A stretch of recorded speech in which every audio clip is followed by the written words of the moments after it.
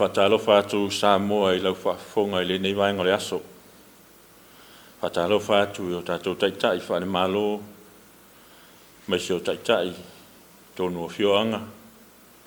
Whatalofa atu tina matama matutua o whaia le whaiva, tapua i mane nofu tatalo i ainga. Whatalofa atu i lato umalawa o le tātou atunu o maua mai le nei whasalalaunga. La mataina nei fai ngā lotu i le viinga o saunia, a maea o na o saunia leo se tautalanga whaleanganga o le tātou atunu le nei aso. Yeah.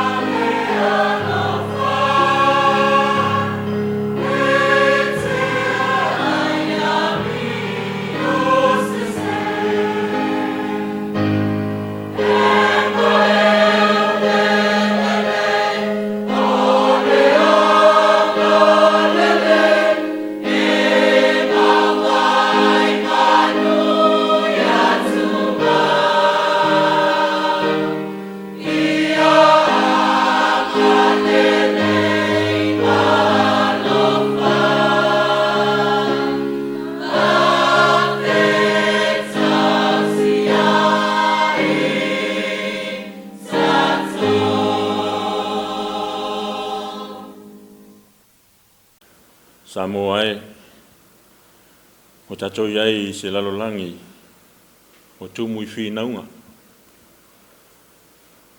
o si o mia ai tatou le tele o pese se inga ai se lalolangi fo I o taua se lalolangi o pewe singa ma misa ai o te fia au maia whetalainga alo tatou li whaola I le mātai o lona mta upo e 5 o lona whai upo e 9 sa ia wha amu ia I se tangata o lo iai le lalolangi wha pea amu ia e wha tupuina le file mu wa ta ua I lātou o tali I o le atua amu ia e wha tupuina le file mu wa ta ua I lātou o tali I o le atua e whauringa mai le lalolangi o lo tātou iai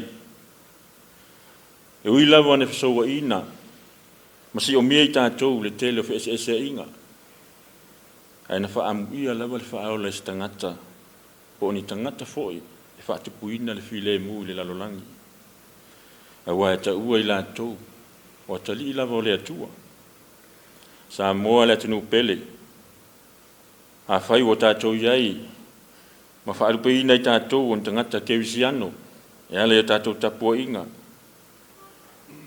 ma salo I tātou I tangata sa wha amu ia I le whaola o tangata o wha kewisiano ina e wha vai I le wha tupu ina o le file mu I tono nuu tono le malo tono a inga me se wha la potpotonga ma mtanga luenga o tātou ngā lulue ai te fia au mai le tala I le profeta Elisaia. Ina ua whatonuina I le tupo suria le au tau. E o e pu e ia Elisaia. Ma au mai whatangata o tau I suria. O na o leo le au tau le po. E ala ifo leo au na talavou Elisaia I le tae au. O tumu. O tumu le vahenga olo I le profeta. I au tau makariota. Ona li liu lea o le tau lea lea ma whapea ati a Elisaia. Lea whapea whea le mea nei. Ua tumu e lau ele I au tau makariota. Ona whai atu lea o le profeta Elisaia I lana au auna. Aua e te whewhe. E to tele o ia I tātou. Na I loo ia I lātou. Ona whaapupula lea Elisaia o mata o lana au auna. O na wa aia lea e tau lea talavou. O kariota. Ma fita. O tumu ele maunga. Au kariota afi. O saunia lea tua e wangawangai. O pui le perfeta. O na talo lea le perfeta Elisaia I lea tua. E whaapongi sā. O whaatau waso mata o le au tau wa suria. Ona vea lea maala na ia taitaina I le au tau o Suria. I Samaria le vaenga tutotono lo ia I le au tau o Israel. Na toe tatalo Elisaia I le atua. E whapupula mata o le au tau o Suria. Ina o lātou pupula ifo ma lātou wa ai o si o mia I lātou o le au tau o Israel. O na tūle o le tupo Israel ma whapea atu ia Elisaia. O le ale mea a o whaia. E te manao o te wha umatia I lātou. O na tali leo Elisaia. Ini upu. As tangata e whaatupuina le file mu. Whapea. Le ai. O upu al perfeta. Na ia tali atua I le tupu. Ina ua sauni le tupu Israelu. E tau I masui. E whaao e whaasalanga I lātou o e sa tau pule e ave whapangota ma ave whatangata o taua le profeta Elisaia. Ma sa whapea atu Elisaia I le tupo Israelu. Sa ia whatonuina o ia ta pena si tau mafutanga. A I foni vai o whai e si tau mafutanga mo le au tau o Suria. Ina wa sauni la o na lātou ta pena ina le o ni tau mafutanga mo I lātou le ala. Au ni mea lofa foi ave mo le tupu o Suria. I le whai unga le tala. O lo whai u ini upu whai ngofie ai mamana e whapea. ona le toe o mai ai lea au o Suria i le nuu o Israel. I tausanga e tele le nofo ei o nei nuu e lua, le vātau, peitai, sa whaavae le perfecta o Eliseia, se whaavae ala i le lofa, e ala i le loto sosoani, e ala i le anga le lei. Ma na vea le na whaavae na ia whaatupuina i file mu, i vāo nuu e lua. O le to iai se tala o taua, o le to iai se whiwhina wa inga, na mafua sea, na mafua lawa i tangata, sa ia whaatupuina le file mu. E le tio fo i a whaamu ia le li whaola, amu ia le whaatupuina le file mu e wata ua o le tali i o le tua. Sa moa e le tunu pele ma lau whaafonga anga le nei whaenga le aso. Pe o nau whai atu o tātou iai se lalolangi wa si o mia i tātou whinaunga, ia o misa ma tala o taua. Ai ta tau lava. Na vei tātou mantangata e whaatupuina le file mu. Ia tau nuu le whaalupenga na whaamu ia le whaola. O i tātou lava o tali i o le tua. O ngai o inga whaingo fie o le anglelei e mawhai o na sui ai loto. O ngai o inga whaingo fie o le angalofa e mawhai o na sui ai leita. Ma o anga o le alofa e whaatupuina i le file mu, ma whaaina i se nofo le lei, ki tonu o nuu. Ma lo, e ka le sia, ai maise o ainga.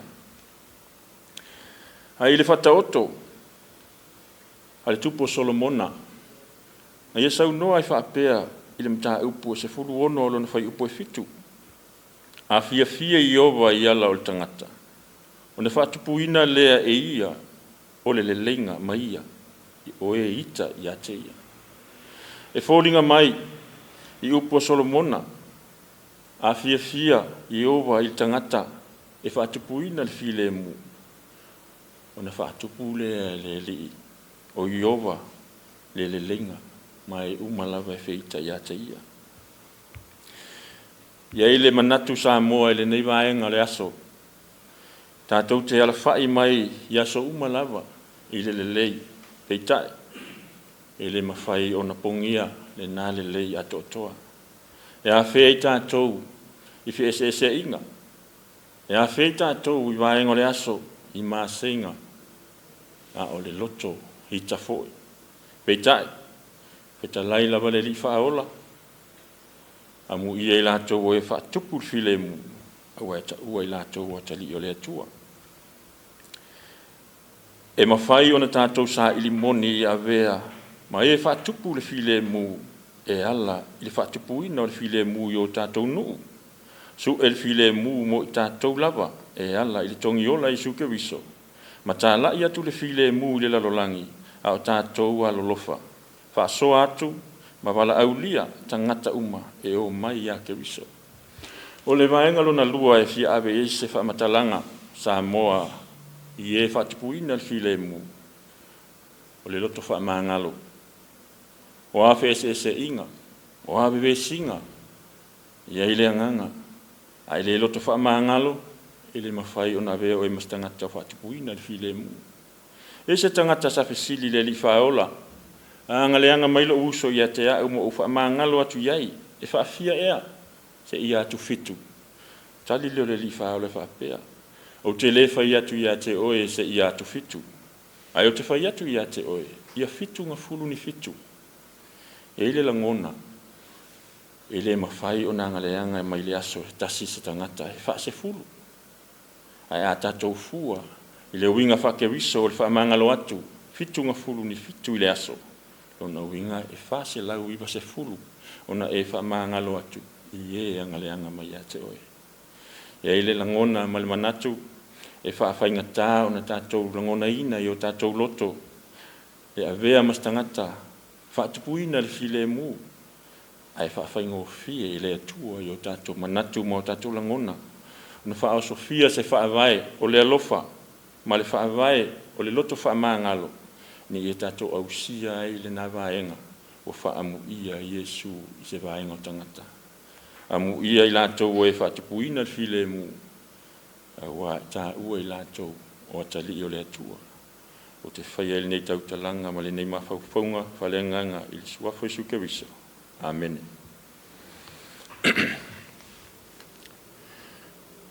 Lo mātou ta maore langi. Mātou te whaafitai lawa i lau fio na la mātou iai te tonu le nei atunu to file mu. Iwi lawa na iai se inga, mātou te whaalongo i aso taitasi, pei tai mātou te fia mātou te abatu whaafitai. Na se atunu to file mu e whaasino mai mātou le nei olanga whaletino. Whaafitai au whamanu ianga ilo mātou atunu, ilona tamau a inga, o e wha o ina ai, tai mo whai ona e au maia, tai ina le nei atunu. Hai moise, o e kale sia, a tapua inga ese, ua ala mai ilo fina ngalo, mo whai ai, ona whangai nai leo la whaleanganga, sa moa, so tu. Whaafitai lau tai inga, file mu, i vaenga uma, le nei atunu, e moise, o a inga. Whaafitai au whamonu ianga, ia te mātou. E nei aso mo na ngaluenga wa matou amateina fuafuanga fale ainga fuafuanga fale malo onu e meso e kalesia e ia lau tai inga sa ngale mu e tau nu me umol manuia fa monu ia lo matou atunu amata mai ona tai se pa ia la base o titi ma fatawa monu ia ta po inga tina mata mama tu o te tonu ainga ia lau tai inga mo ta ngase meso aota wa enga o sud fainga ina ia mafai ona toa pele file mu o lau fio te tonu le nei atunu o Samoa talo mo lo tai malau mo lau tai inga ina ia mafai ona fatu pele file mu lo mato tunu so se vaenga lo mato malo lo mato nu ai meise o ainga kalesia pala potonga mo mtanga luenga uma ia ile file mu o lau fio tai ai ina ia vea i mātou ni o watali i mani o wafafine te fia iai. Mātou te ala lofa tele i lau fio, mātou te whai nei te talo malenganga maulalo. E la suafo Iesu Keriso. Amen.